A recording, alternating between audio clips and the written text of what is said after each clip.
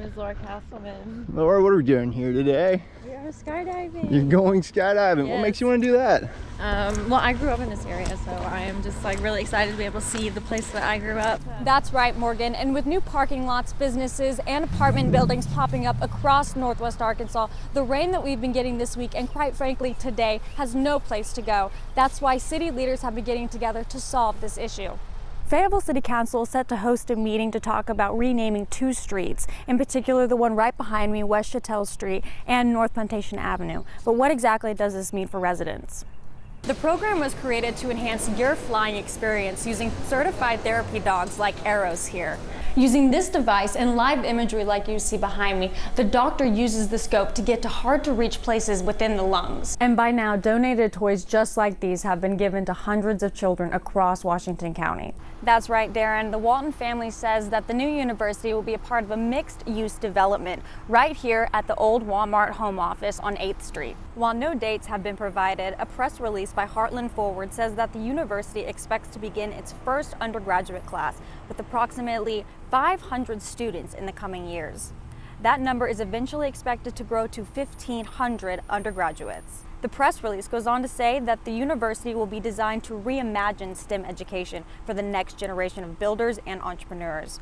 Earlier today, I asked Mayor Stephanie Orman about the new planned development, and this is what she had to say.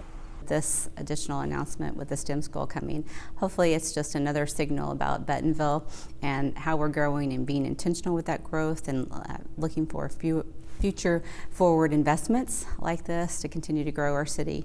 Some of the fields will include computing, biomedical technology, and technical management. More information about the building will be coming here in the next few months. Covering the news in Bentonville, Lora Castleman, 5 News. He told me, Coach, I want to be a Razorback. That's been my dream forever. I'm going to be a Razorback.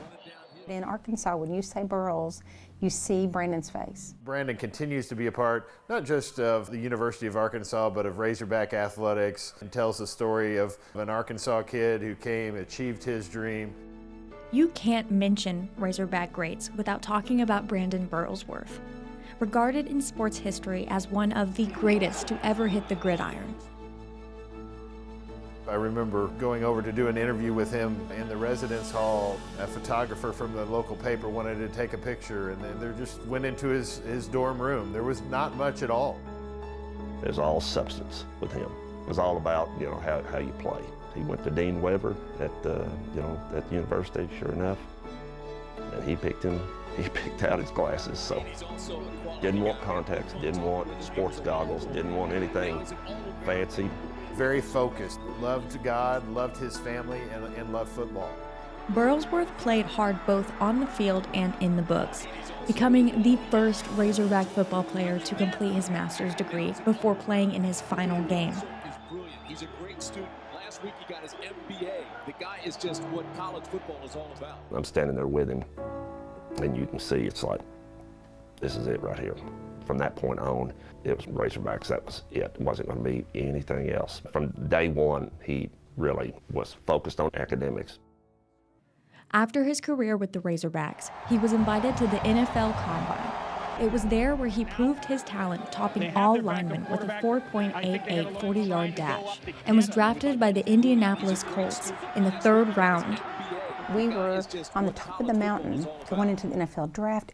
But just 11 days later, on April 28th, Brandon was headed home from the University of Arkansas to attend church with his mom. He was involved in a car accident just 15 miles from home, dying at the age of 22. And he was looking so forward, to going on and being a great NFL player. We all knew that he would. It's hard to believe, hard to accept. We talk about doing it the Burles way, and that means doing it the right way when no one's looking. And in the movie it says, because somebody is always looking. And there's always, at least, the Lord's watching you.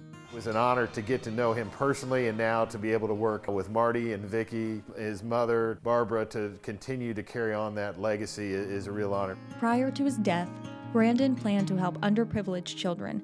Now carrying his torch, his family established the Burlesworth Foundation in his honor. Marty and I have a passion for the foundation, a passion for helping children, a passion for keeping Brandon's name alive and the character that he really stood for. When we talk to our Burles Kids group every week, we stress that academics are really important. You don't get to play sports or do anything unless you keep your grades up. Remembered for his glasses, the foundation in his namesake now providing free eye care to children and helping athletes maybe one day achieve the unthinkable. It was a big inspiration for me. You know, anybody that reads the story will be inspired.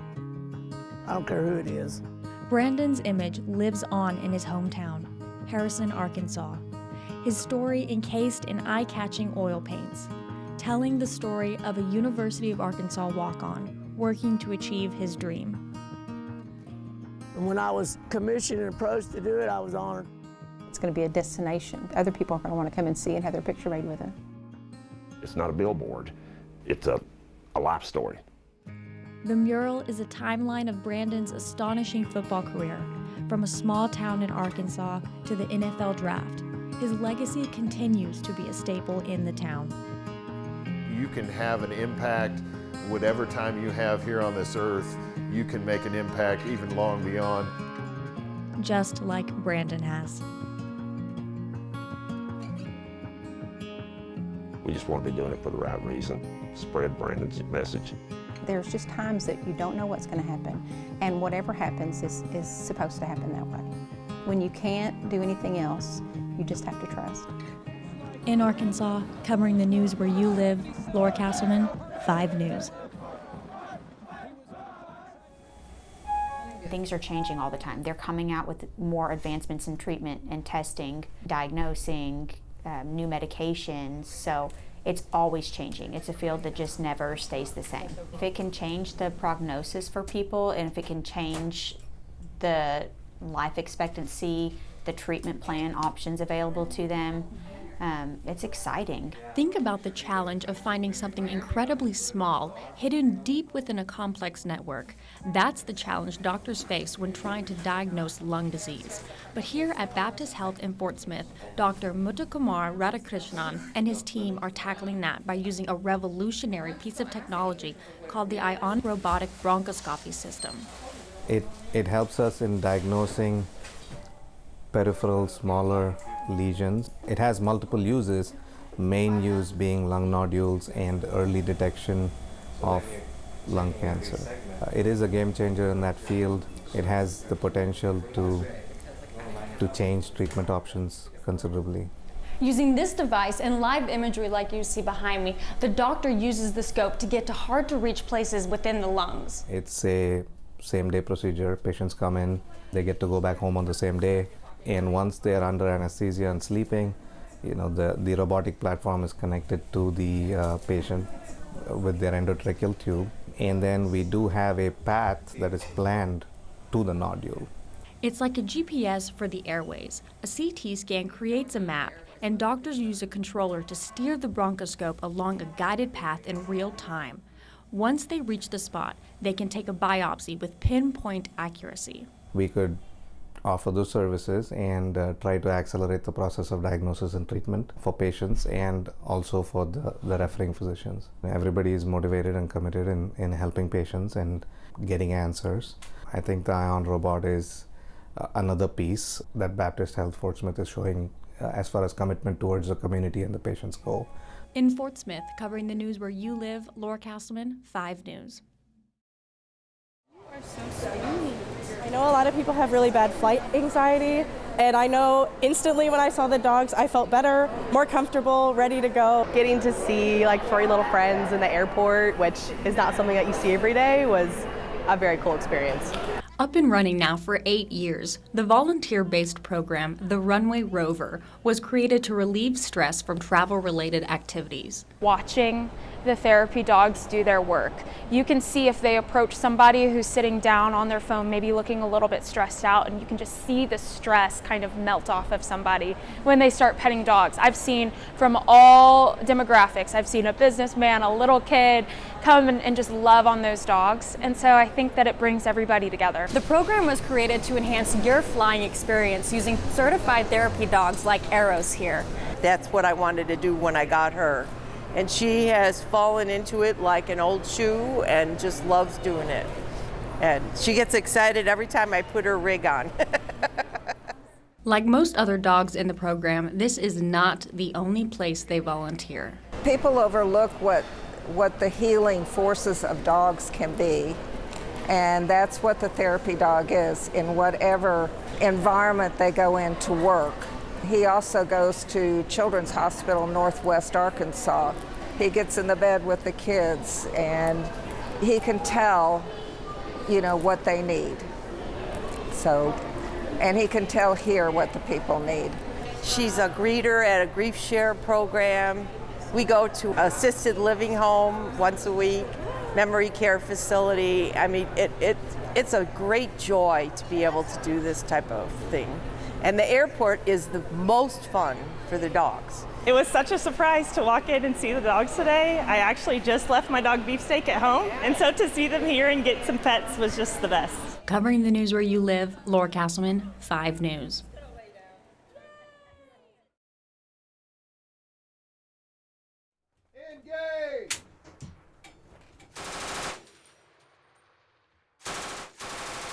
The National Guard Marksmanship Training Center, located in Little Rock, hosted the 33rd Armed Forces Skill at Arms meeting and the 53rd Winston P. Wilson Sniper Championship at Fort Chaffee. The top 1% of shooters in the world are here in the sniper community. The winner of this gets an invitation to the International Sniper Competition in Fort Moore, Georgia. For the next 5 days, shooters from 4 different countries will be firing off, including the United States, Germany, the Netherlands, and Italy. Built to offer opportunities, these championships will test basic sniper team skills in competitive battle-focused environments. This competition is not just about shooting. It's about sharing of ideas, networking, and applying the tactics that will shape the battlefield for futures to come. This adds a little twist, makes them think outside the box, and it's not just precision shooting. They have to adapt to other threats and competition as well. With targets ranging from 300 meters or more, snipers must work as a team using fundamentals and communication to succeed. That's what separates an average shooter from the best, is when it comes down to it, they practice the fundamentals over and over and over. These guys have spent countless hours on ranges in the cold and the rain and the snow and the sleet to get better at what they do. The success of the team is based off chemistry. At Fort Chaffee, covering the news where you live, Lora Castleman, 5 News.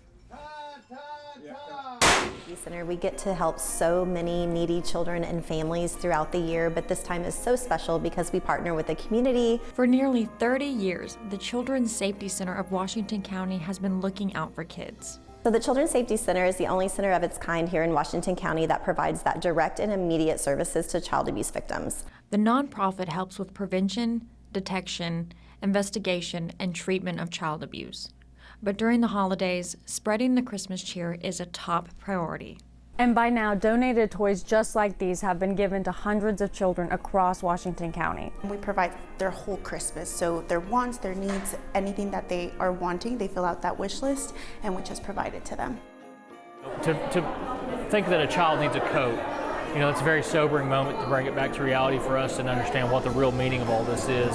To fellowship and love one another, support each other as a county. This year, the Children's Safety Center of Washington County was able to help around 250 children and families, but they can't do it alone. It's the sponsors within the community that help us. They are the ones that make these wishes and these kids' Christmas possible. People from the community also host drives, so those can be like things for teenagers or kids. Like they decide what ages ranges they want to help us with, and that has been a big help. One of those including Christmas at the courthouse. It's just really great that we have such a giving community in this area, but there is still such a need. As 2024 comes to a close, the center hopes to keep you informed on future needs. Child abuse is not going away, so in 2025 we do ask the community still can follow us on social media, sign up for our newsletter, just keep in touch with us about what's going on.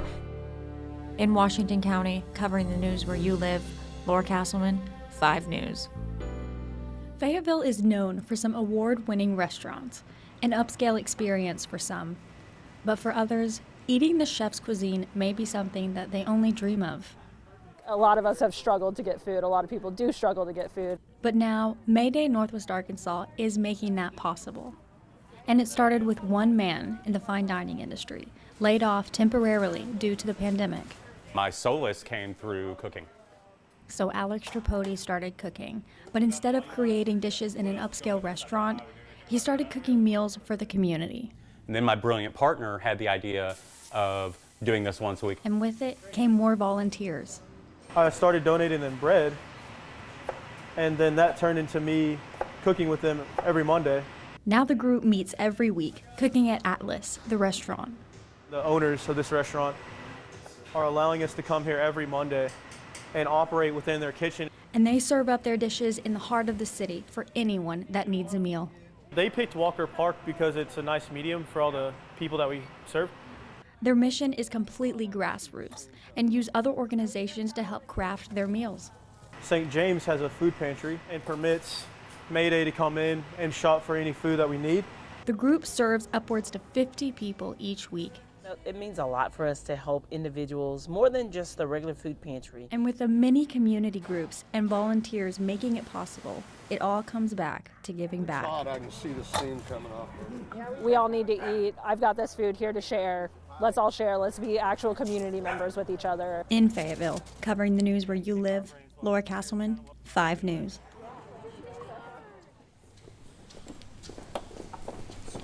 Chess is one of those sports that I feel is very, very important in education. It teaches focus, concentration, strategy.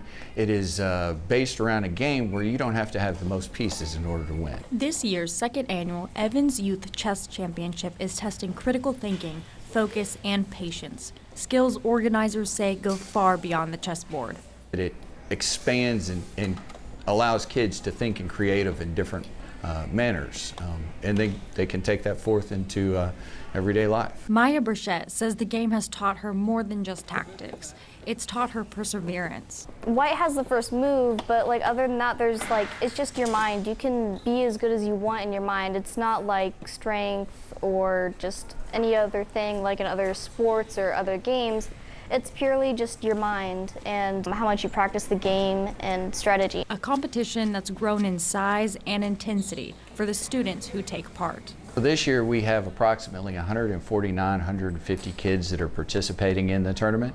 That is up from last year, 20, 30 kids, something along that lines. We have more schools that are participating this year. We have 12 schools total. Players filled the Fort Smith Boys and Girls Club, and even though there can only be one champion, everyone wins. I've met a lot of friends, like everyone in my chess club and the chess team. Joining chess is really fun, but it's also kind of hard at first. So if you just stick with it and you just practice, it'll get a lot better. Covering the news where you live, Lora Castleman, 5 News.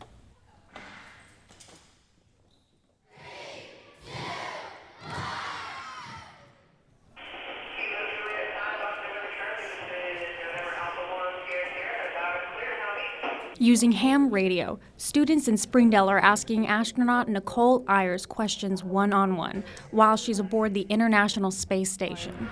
We learned about what she wanted to do when she got back, and we also learned about what she's lost on the ISS. Today's experience has greatly increased my desire to work in space.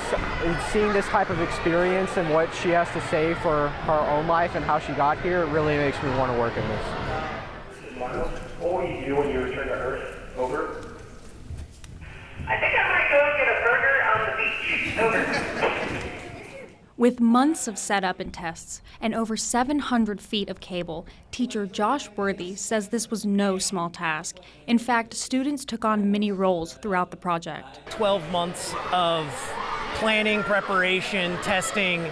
To see today happen, we had kids that were in charge of the live streaming, kids that were in charge of the camera gear. We had 15 working the questions. We had one student working the ham radio. So it's that whole network of students coming together is really powerful. Really hoping that out of this, they're really inspired for the future. And so not only getting to talk to an astronaut, I don't know, maybe we'll have some future astronauts in the gym today. Worthy says the experience empowers students in a way they might not get until high school or college. For our students And for our kids that are in the East program, getting these once-in-a-lifetime opportunities are huge because they immediately get buy-in. It doesn't matter what side of town they're from, what cultural background they come from. You become a part of community instantly. In Springdale, covering the news where you live, Lora Castleman, 5 News.